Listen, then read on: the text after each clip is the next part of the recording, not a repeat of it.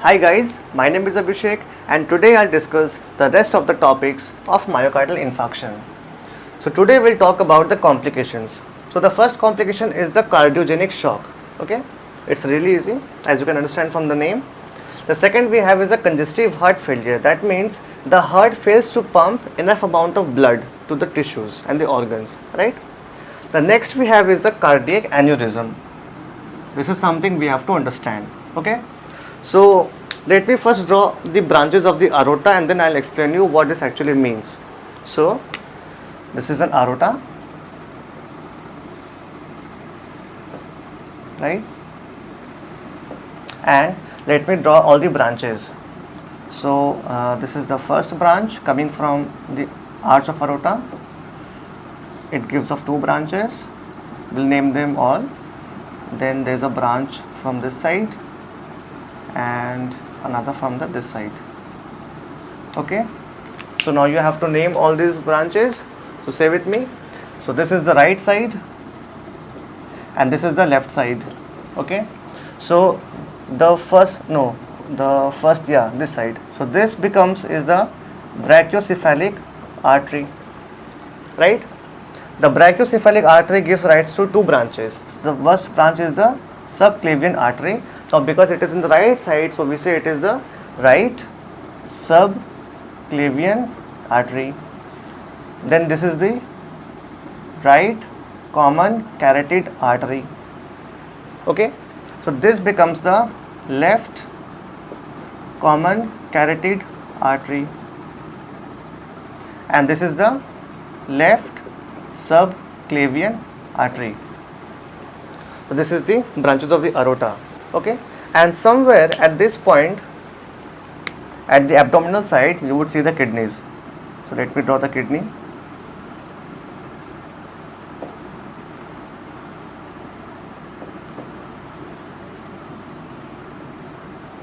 Okay, now what happens at some part of the aorta? There is an abnormal enlargement and the bulging of the walls of the aorta. For example, if this is the part I assume, so what happens that the walls of the aorta, they bulge like this. Okay, so if this region is the thoracic region, so I may write that this condition is called as what? Thoracic, okay, aortic aneurysm. In simple words, it means that there is an abnormal enlargement. Okay, now for example, we see a dilation at this particular point, that is the abdominal side. Okay, so if there is a dilation at this particular site, we say this is called as the abdominal aortic aneurysm. Okay, so this is what the complication of the myocardial infarction. Now what can happen with these problems? So the first thing that should come in your mind, that when the walls of the arteries are enlarged, they get thinner, and that is why they can rupture. So the rupture of blood can happen from the vessels. Okay, so the next we have is the arrhythmia and the pericarditis. So I told you in the previous video that the arrhythmia means irregular heartbeat and the pericarditis means that it is the inflammation of the pericardium. So the pericardium is nothing but the outer membrane or a membrane that is surrounding the heart. So write it down. It's a membrane surrounding heart. So if this membrane gets inflamed, the condition is called as pericarditis. So the next we have is the Dressler syndrome, and this is what? The post-MI syndrome. That means this is basically a type of a pericarditis. Why? It typically occurs after a heart surgery. That is, there is an inflammation of the pericardium after a heart surgery. So that particular condition is called as what? The Dressler syndrome. And that is why it's written post-myocardial infarction syndrome. Okay. Then the last one is the post-myocardial angina. That's okay. So now let us move on to the next subheading, that is the diagnosis. So the first is the chest x-ray, right? So just imagine that if you are seeing a patient of a myocardial infarction and you are seeing the chest x-ray, so what you will observe is that the lungs are filled with excessive fluid and the lungs are swelling, right? They appear as swelled. So that condition in which the lungs appears as swelled because of an excessive fluid accumulation, that is called as what? Pulmonary edema. Okay. Now you may also see that the heart is a bit enlarged. Guys, megaly term is nothing but the enlargement. If I say it is splenomegaly, that means there is enlargement of the spleen. Similarly, if I say this is a cardiomegaly, that means there is the enlargement of the cardial, that is the heart. Okay. The next we have is the pericardial effusion. So guys, this is a heart, right? And the membrane that is surrounding the outer layer is the pericardium. Now, if there is a fluid accumulation between the membrane of the heart and the outer membrane, that is the pericardium, somewhere around here, this is an fluid accumulation, then the whole condition is called as what? Pericardial effusion. So the effusion pericardial, that means here, is nothing but the effusion between the heart and the pericardium. But the pericarditis means what? It is the inflammation only of this whole outer membrane, this part only. Okay. The next we have is the radionuclide scanning. That means we detect the site of necrosis, like in the heart, whether there is cell death particular site. That is what we observe. The next we have is a electrocardiogram. So this is something we have to understand, right? The significance of ECG in diagnosis. Okay. So let me first draw a very typical ECG graph, the normal ECG graph. So it appears like this.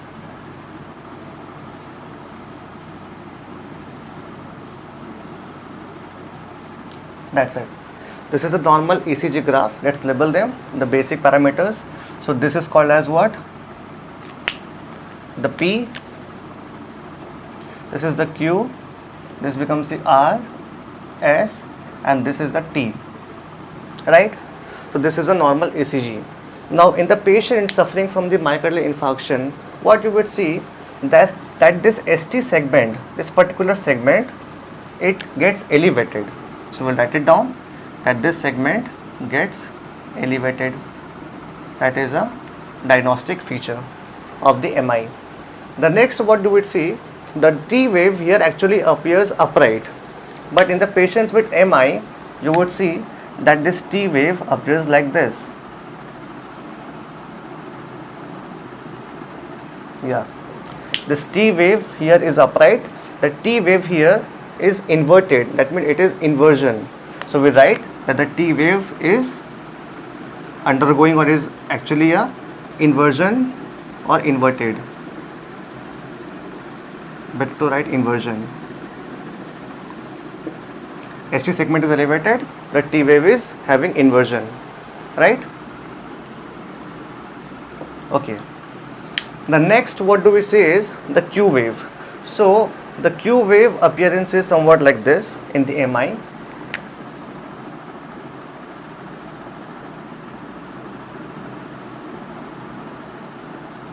So guys, just look at this. The Q wave here is what? It is deep. This whole part is deep and it is wide. It is deep and wide. So we write that the Q wave appear as deep and wide. So in a patient with MI, this is what you would see, that the ST segment is elevated, the T wave is inverted, that is it is inversed position, and the Q wave appear as deep and wide. Am I clear? The next. So the next three things you have to remember simply, that is nothing so important, that these are the blood tests. We do the serum cardiac markers are present. So the first is the creatinine phosphokinase, then is the lactic dehydrogenase, and the third one is the cardiac specific troponins. Okay, so this is the diagnosis of the MI. So what else? So we have completed the introduction part, clinical feature, complication, diagnosis, and what we have remaining is the management. Okay.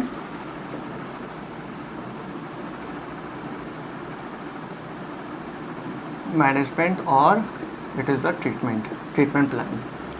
Right. So the first we say it is the early treatment.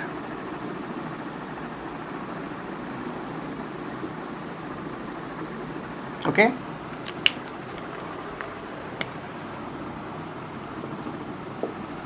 In the early treatment, the first medication that we prescribe a patient of MI is aspirin. So the aspirin is given in the patient of an MI in a dose of 150 to 300 mg orally, right? And an aspirin is a non-steroidal anti-inflammatory drug. Okay. So the next medication that we give a patient of MI is a narcotic analgesic, that is a pain medication, that is the most common, morphine, right? So morphine is given 5 mg IV. In addition to it, we give an anti-emetic drug as well, that is a very commonly used, that is a metoclopramide. And how much? 10 mg. Okay. Now the next we give our medication, a drug, that is glycerol trinitrate, and the value is 0.4 to 1 mg sublingually.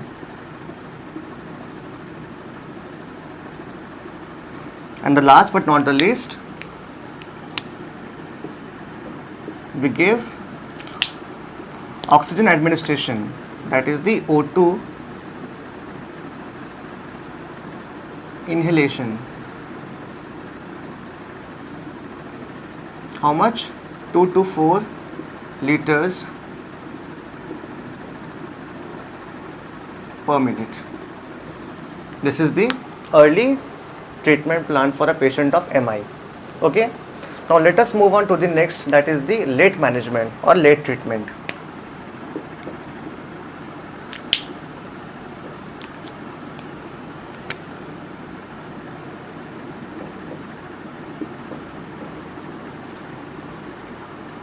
Right.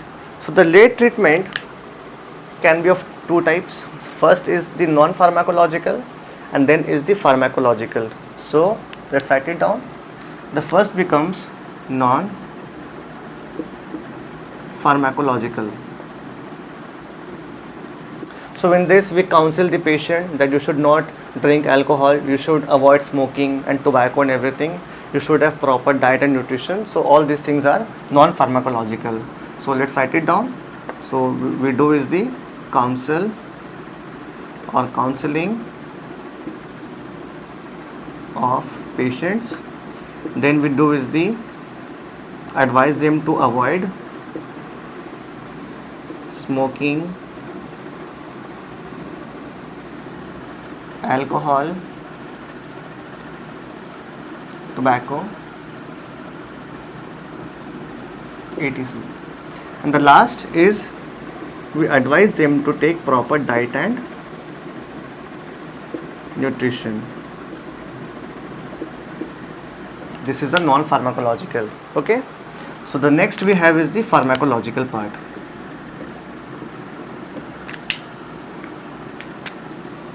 Write it down. Pharmacological.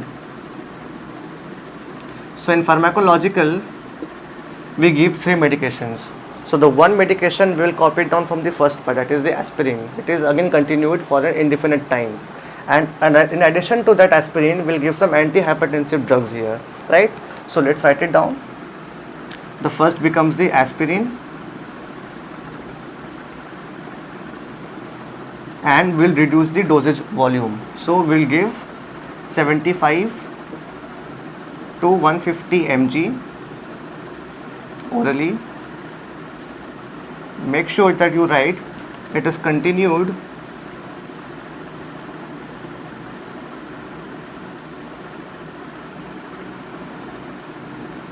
indefinitely,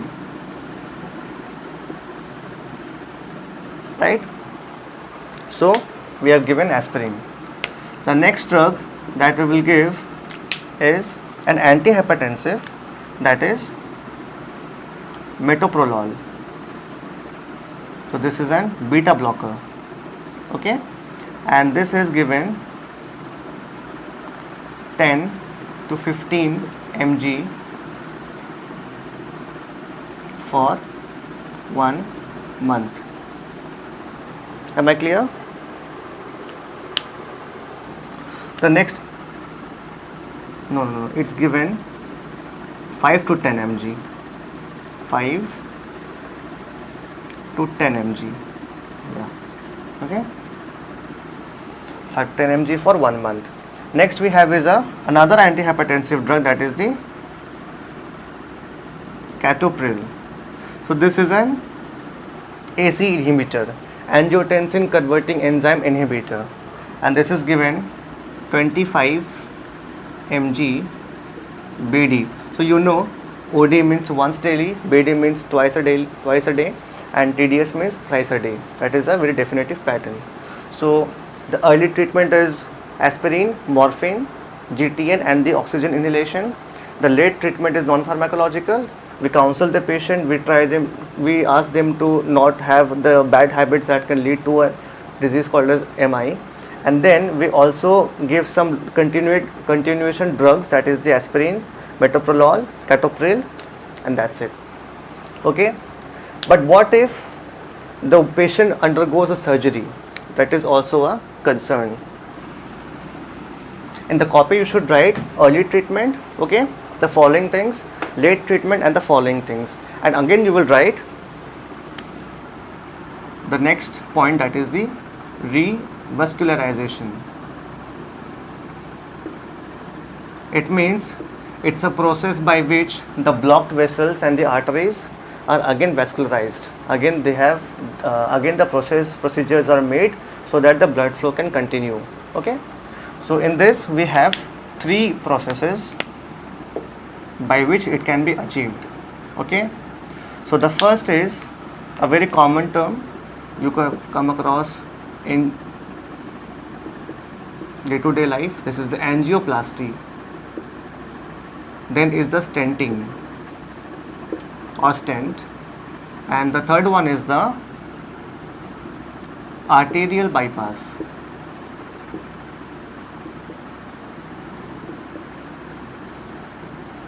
So I'll discuss in brief all these 3 to make sure that you get a good idea about the whole MI procedure and whole management treatment and everything.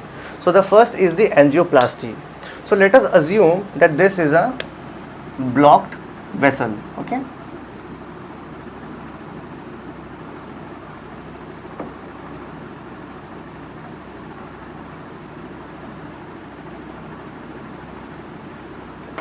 And this vessel is having cholesterol deposits.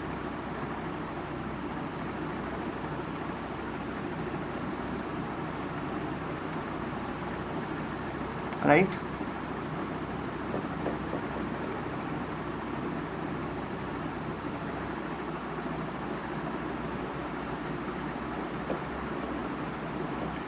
Okay, and this is causing the blood flow obstruction. So what we do is, by the process of angioplasty, we insert a catheter. For example, this is the catheter, like this. Okay, this becomes the catheter, and the catheter dilates at this very part where the arteries are blocked. Okay, and the process is called as ballooning. Okay, so this basically it dilates like this and forms a balloon like structure that we often term it as the process of ballooning. Okay, that means there is an ballooning inflation. So we can write ballooning inflation leads to the dilations of the artery. As it dilates, the cholesterol deposits they degrade. Okay, and the blood flow is continued. Right? Now after this is achieved, to make sure that this artery and the vessel is maintained in that particular position, it does not contract again, we use some extensive metal mesh like tube network, and that is nothing but the stent. This, that means it is an expandable metal mesh, write it down here, tube. So what we do is, after we have done the angioplasty, we can do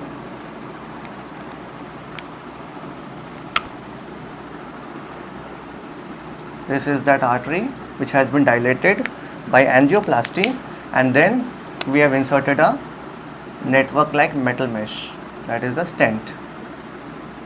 And this is what it helps to make sure that the arteries and the blood vessels or whatever the thing is here that is blocked, it is dilated for a continued period of time and the blood flow is not obstructed. Okay, so there is a saying that in many of the procedures right now in the heart treatment, heart surgery, the angioplasty is done followed by stenting. Now the next we have is the arterial bypass. So in arterial bypass, we cut down some healthy blood vessels, okay, from the hands, from the forearm, from the legs, from the chest as well, and we connect it above and below the blocked part of the artery or the vessel, like this. For example,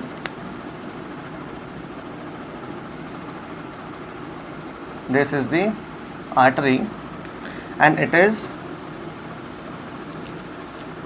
blocked.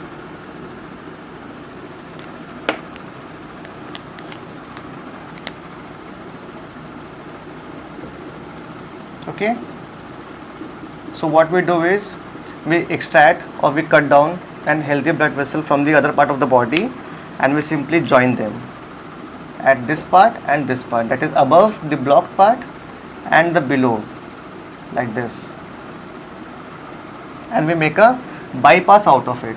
This is the nothing but the bypass, and the blood flow is again continued with no obstruction here. Am I clear? So that is about the management of the MI. So I think I have completed all the parts of the infarction. You can write all these notes in a short manner in your exam pattern. It would be really helpful for you to get good marks. So I guess I have completed everything. Nothing is left. The management is done. Yeah, everything is done. Okay. Yeah. So guys, I hope you enjoyed the video. So do like, share and subscribe. Thank you and have a nice day.